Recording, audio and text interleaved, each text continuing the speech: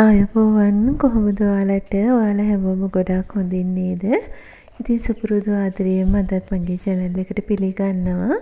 ඉතින් ඊයේ රෑ එළි වෙනකම්ම සැරිසරේට වැහැලා දැන් නම් හොඳට ඉරව්ව වැටිලා. ඉතින් එහෙම ඉරව්ව වැටිච්ච දවස්වලට හරි ලස්සනක් උදේට එළියේ තියෙනවා. ඉතින් ඒකත් චුට්ටක් බලලා මං ගෙට ඇවිල්ලා අද දවසේ වැඩ පටන් ගත්තා. ඉතින් අද දවසේ ගැන කියනවා නම් අද ඔක්තෝබර් 29 වෙනි ඉරිදා. ඉතින් ඒ ඉරිදා දවසේ උදේවරුව ගත කරපු හැටි තමයි මම ඔයාලට මේ වීඩියෝ එකෙන් අරගෙන ආවේ. ඉතින් පුරුදු විදිහටම නැගිටලා උදේට වතුර එකක් බීලා ඊට පස්සේ ඒක හදාගත්තා. ඉතින් මේ වෙද්දි මගේ චූටි බබාලා දෙන්නත් ඇහැරලා ඉන්නේ. ඉතින් ඒ දිනටත් කිරි හදලා දීලා මම ගද්දර වැඩ ටික තමයි පටන් ගත්තේ. ඉතින් අද උදේ හස්බන්ඩ්ත් ගෙදර එනවා කිව්වා. මොකද එයාට දවල්ට පොඩි ෆන්ක්ෂන් එකකට යන්න තියෙනවා. ඒ නිසා එයා උදේම අද ගෙදර එනවා කිව්වා. ඒ හින්දා මං හිතුවා එයා ගොඩක් වෙලාට උදේට බත් කන්න කැමති නිසා බත් ටිකක් උදේට උයන්න ඕනේ කියලා. ඉතින් ඒක උයන්න ලෑස්ති වෙන අතරතුර අපි දෝනි නම් කිව්වා එයාට කන්න ඕනේ ඉඹුල් කිරිබත් කියලා. ඉතින් මම හිතුවා උයන බත් එකෙන්ම කිරිබත් ටිකකුත් හදාගන්න. දැන් ඉතින් මම ඒකට තමයි මේ ලෑස්ති වෙන්නේ.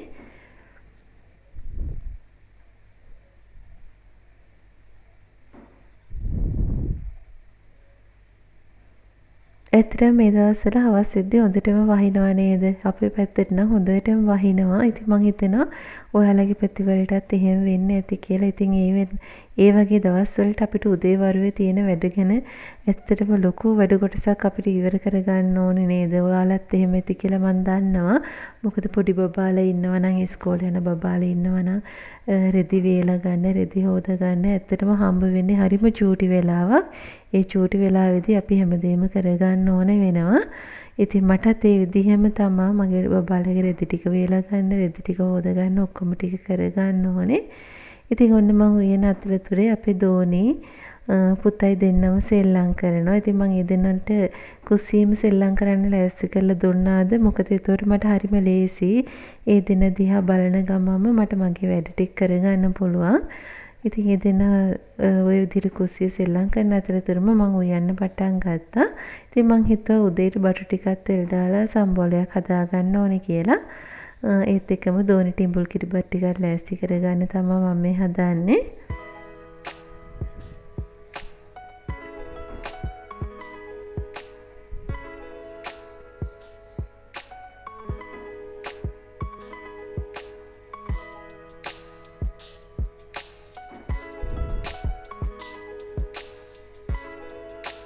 ඉතින් මම වෙන අතරකම් ඔන්න අපේ බබාලා දෙන්න කරන සෙල්ලම බලන්නකො මොකද්ද කරන්නේ කියලා.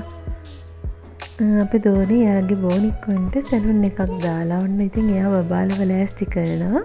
ඉතින් මල්ලිත් එයාට සපෝට් එකක් දෙනවා එතෙන් ගිහිල්ලා. ඉතින් ඔය අතරේ තියෙන්නේ නම් පුංචි රණ්ඩු. මොකද මල්ලිට තේරුමක් නෑ. එයා බඩු ටික ඔක්කොම ඇදලා දානවා.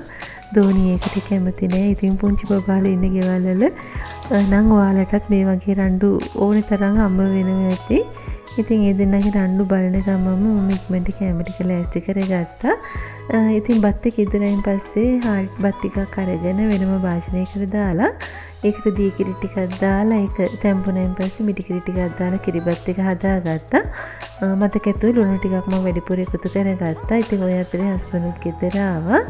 ඉතින් දෝනිට ඉඹුල් කිරිබත් ඕනේ කිව්ව නිසා මම පැණි පොල් ටිකකුත් මේ විදිහට ලෑස්ති කරගත්තා.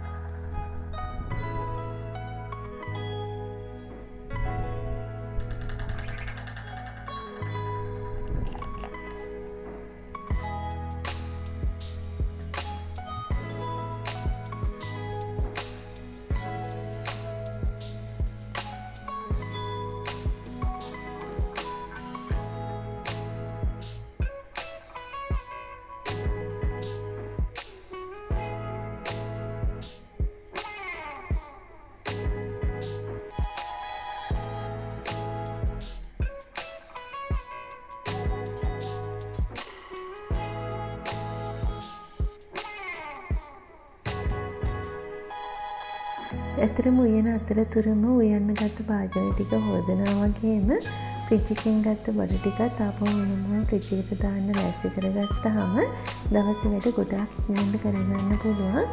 ඉතින් මේ වගේ පොඩි දරුවොත් එක්ක වැඩ කරනවා නම් ඇත්තටම ලේසිම විදිය තමයි ඒ වෙලාවට කරන්න පුළුවන් වැඩ ටික ඉක්මනට ඉවර කරගන්න එක. මොකද ඇත්තටම අපේ චූටි පුතා ගොඩක් වෙලාවට වඩා ගන්න කියලා අඬනවා. ඉතින් ඒ වෙලාවට මට වඩාගෙන ගොඩක් වෙලාවට ගෙදර වැඩ කරගන්න වෙනවා. ඉතින් ඒ වගේ වෙලාවට මම තනි අතින් වුණත් වැඩ ටික කරගන්න පුළුවන් විදිහට තමයි මගේ බඩ ටික තියාගෙන ඉන්නේ. ඉතින් ඔන්න ඔය විදිහට කිරිබත් එකක් යදුනා. දැන් මම ලෑස්ති වෙන්නේ සම්බෝලෙත් කොටලා අයින් කරගෙන කිරිබත් ටික හදාගන්න. අද මං හිතුවා කොච්චි කරල් දෙකකුත් දාලා පොල් සම්බෝලේ හදාගන්න ඕනේ කියලා. ඉතින් කොහෙන්ම හදන පොල් සම්බෝලෙට කොච්චි එහෙම නැත්නම් අයිමිරිස් චුට්ටක් ගම්මිරිස් ඇට දෙක තුනක් සුදුරුණු බෙක් එකක් වගේ එකතු කරාම ඇත්තටම මාරම රසයි. ඉතින් මගේ කලින් වීඩියෝ එකක් බලපු කෙනෙක් නම් ඔයා දන්නවා ඇති මම මේ ලොණදෙහි බෝතලේ කෙනෙක් කිව්වා. දැන් බලන්න මගේ ලොණදෙහි බෝතලේ හොඳට ගානට හැදිලා තියෙන්නේ. ඇත්තටම මේක හරිම සුවඳයි. ඒ වගේම හරිම රසයි. මං හිතන්නේ ලුණුදෙහි හදන්න තියෙන ලේසිම විදිහ තමයි මෙන්න මේ විදිහට ඉතුරු වෙන දෙහිලි ටික දාලා ඒකට ලුණු ටිකක් කැරි මිරිස් ටිකක් දාලා ඒ කව්වෙන් තියලා ලුණුදෙහි එක හදාගන්න එක. ඉතින් හරිම ලේසි වගේම හරිම රසයි මේ ලුණුදෙහි එකේ විදිහට හදාගත්තයින් පස්සේ. ඉතින් මෙන්න මේ විදිහට මං ඉඹුල් කිරිබත් එකත් හදාගත්තා. ඒතර මං ප්‍රමාණයෙන් ටිකක් පොඩි කිරිබත් තමයි හදාගත්තේ. මොකද බබාලා දෙන්නට හදන හින්දා මේ විදිහට ඇලුමිනියම් ෆොයිල් එකකට කිරිබත් ටික දාලා ඊට පස්සේ පොල් පැණි එකතු කරලා මෙන්න මේ විදිහට මම කිරිබත් එක හදාගත්තා.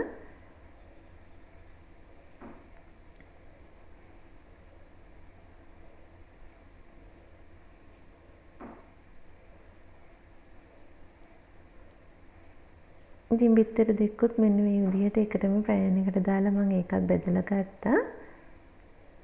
මට ඉතුරු වෙච්ච භාජන ටිකක් තියෙනවා. ඒ ටිකත් හොදලා අයින් කරගත්තයින් පස්සේ මගේ කුස්සියේ වැඩ උදේවරු වැඩ ටික මෙන්න මේ විදිහට මම ඉක්මනට ඉවර කරගත්තේ. ඉතින් කොයි වෙලේ කොහොම වැඩ ටික ඉවර කරගත්තත් කුස්සිය පැන්ට්‍රි ටොප් එක සින්ක් එක වගේ දේවල් ටිකක් පිරිසිදු කරගත්තාම මැස්සොන්ගෙන් කෝදුරුන්ගෙන් වගේ වෙන කරදර ගොඩාක් අඩු කරගන්න පුළුවන්. ඉතින් යන්නේ චුටි වෙලාවයි. ඉතින් ඒ චූටි වෙලාවේ මම ඉක්මනට ඒ ටිකත් මෙන්න මේ විදිහට පිරිසිදු කරගන්නවා.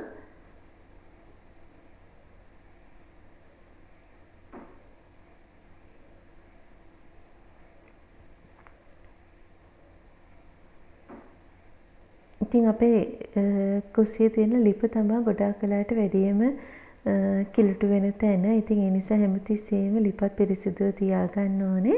ඉතින් ලිපත් මම සාමාන්‍ය විදිහට දැන් නම් පිරිසිදු කරගත්තේ. මොකද දවල්ට මම ආපහු උයන නිසා. ඉතින් ඔන්න ඔය අතරේ අපි හැමෝම කාලා බබාලා දෙන්නටත් කන්න දීලා මිදුලට ආවා. ඉතින් ඔය අපේ චූටි පුතා නම් සෙල්ලම. ඉතින් එයාගේ සෙල්ලම් වයස නෙමෙයි. ඉතින් එයා ඔය විදිහට සෙල්ලම් කරනවා.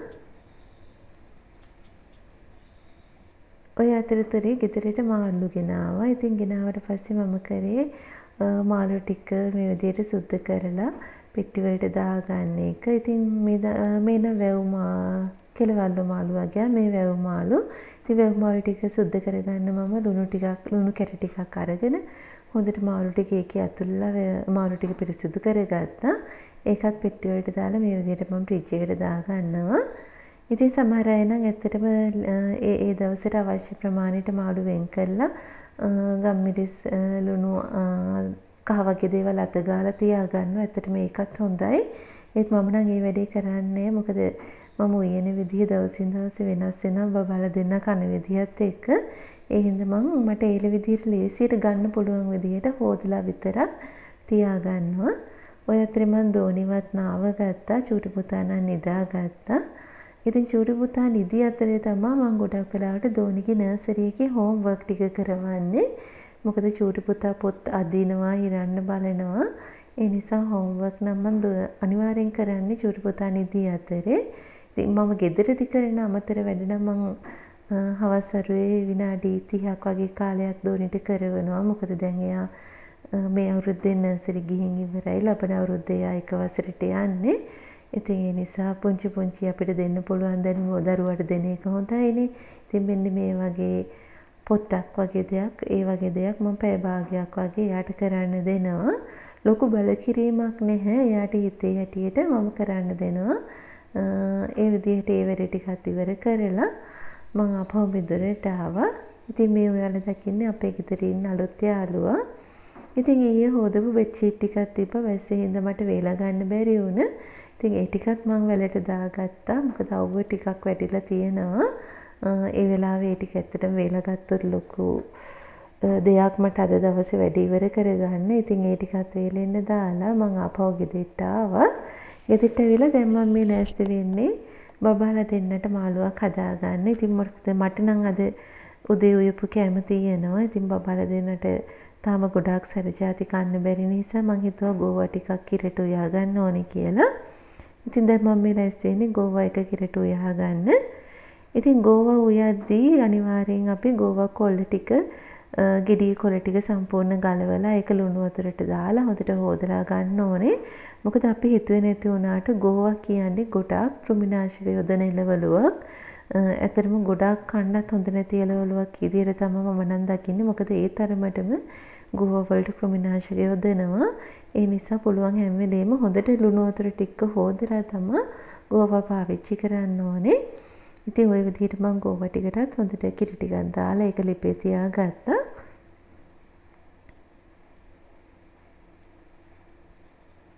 ඉතින් ගෝවා එක ඉදෙනකන් මම ලෑස්තුනේ බබාලා දෙන්නට මාළු ටිකක් බැද ගන්න. අද මම මාළු ගත්තේ පරා මාළු. ඉතින් පරා මාළු වලට පාන් පිටි ටිකකුත් එකතු කරලා, මිරිස් ටිකක්, ලුණු ටිකක්, ගම් මිරිස් කරු චුට්ටක් එකතු කරලා ඒක අත ගාලා ඒක බෙද ගන්න තමයි මම ලෑස්ති උනේ. ඉතින් පරිසරය කියන දේ, සබදාම කියන දේ හරි ඉක්මනට වෙනස් වෙනවා. මීට චුට්ට වෙලාවකට කලින් හොඳ තද අවුවක් වැටිලා තිබ්බා. ඉතින් විනාඩි 10ක් යන්න කලින් ඔන්න බලන්න මුළු අහසම කළු වෙලා වැස්සක් වැටෙන්න පටන් ගන්න ලෑස්ති. ඉතින් මම ඒ නිසා වෙලිච්ච රෙදි ටිකත් ගෙටගෙනල්ලා ඒ ටිකත් ඉක්මනට නමලස් කරගත්තා. මොකද බබාලා දෙන්න සෙල්ලම් කරනවා මේ වෙද්දි. ඉතින් ඒ අතරතුර මම ඉක්මනට රෙදි ටිකත් මේ විදිහට නමලා ඉවර කරගත්තා. ඉතින් මේ වෙද්දි වෙලාවත් දවල් 12 මාරට කිට්ටුයි. ඉතින් ඔන්න ඔය විදිහට තමයි අද මගේ උදේ වරුව ගත වුනේ. ඉතින් ආපහු ලස්සන වීඩියෝ එකක් අරන් එනකන් ඔයාලා සතුටින් පරිස්සමින් ඉන්න. සුබ දවසක් ඔයාලා හැමෝටම.